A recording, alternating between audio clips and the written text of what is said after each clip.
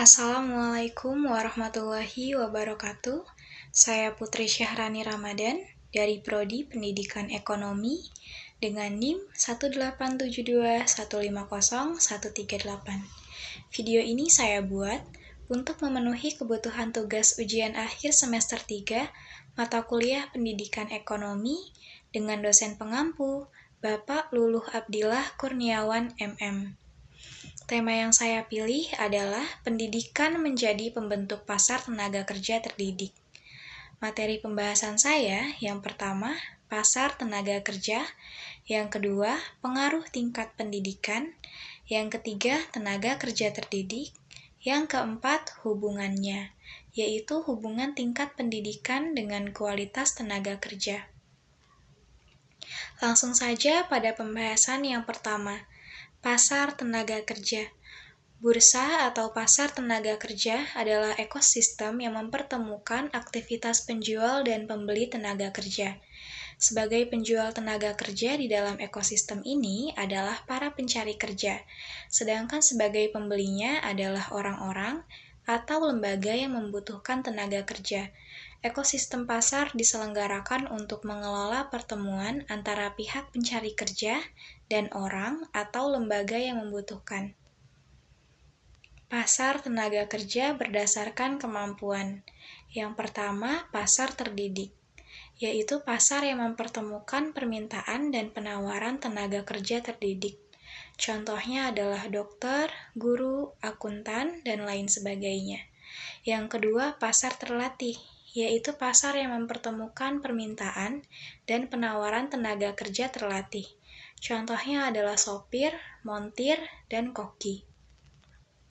Yang ketiga, tidak keduanya, yang tidak terdidik dan tidak terlatih, yaitu pasar yang mempertemukan permintaan dan penawaran tenaga kerja tidak terdidik dan tidak terlatih, contohnya adalah tukang batu dan tukang angkut. Pembahasan yang kedua, pengaruh tingkat pendidikan terhadap tenaga kerja. Pengaruh tingkat pendidikan terhadap tenaga kerja yaitu semakin tingginya tamatan pendidikan seseorang, maka semakin tinggi pula kemampuan kerja atau the working capacity, atau produktivitas seseorang dalam bekerja.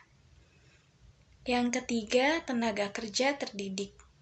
Tenaga kerja terdidik adalah seseorang yang memiliki pengetahuan dan keahlian pada suatu bidang tertentu. Pengetahuan dan keahlian ini umumnya diperoleh seseorang melalui pendidikan formal yang mereka tempuh. Contohnya profesi dokter, pengacara, notaris, dan lain sebagainya. Pentingnya pendidikan dalam ketenaga kerjaan. Pendidikan sangat penting dalam ketenaga kerjaan.